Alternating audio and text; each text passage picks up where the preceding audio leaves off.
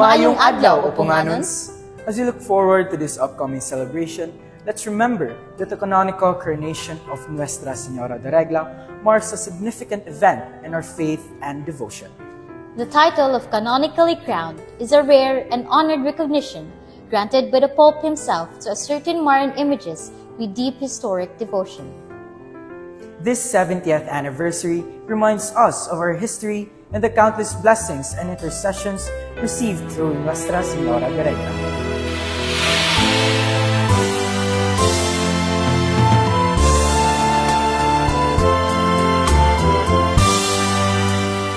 Mayong adlaw kanatong tanan, mga kaigsunan diyan ni Kristo.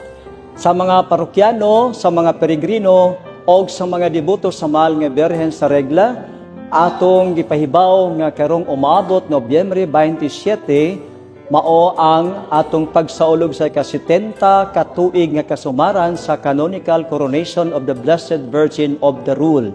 Atong mahinumduman, niadtong 1954, November 27, pagtapos sa Archdiocesan Congress, Marian Congress sa Sugbo, ang mahal nga Birhen sa Regla mao ang gikoronahan sa korona nga pontificio nga gitlisingan sa atong Santo Papa Pio XII. Og yang pagkorona gipahigayon ni Arsobispo Cardinal Julio Rosales dinhi sa Sugbo. Karon atong saulugon ng ika-70 katuig sa maong anibersaryo sa pagkorona. Ang tanan giimbitaran, ang tanan invited, ang tanan welcome nga muanhi sa shrine sa mahal nga Birhen sa Regla dinhi sa Upon, Lapu-Lapu City alang sa pagsaulog. Ang atong main mass pagasaulugon sa alas 10 sa buntag.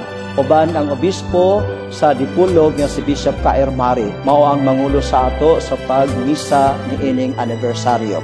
Adunay mga misa gikan sa alas 5:30 hangtod na sa pagkagabi. Adunay misa aron ang mga pilgrims, ang mga devotos nga muanhi sa Birhen sa Regla Shrine kahatagan gyud og panahon sa pagampo og pagsalmot sa santos nga misa.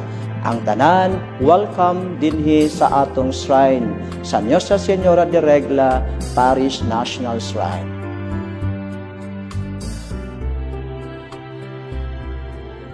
To everyone who has a special devotion to Nuestra Señora de Regla, this is your opportunity to come together with fellow pilgrims. Whether from near or far, we welcome you to join us.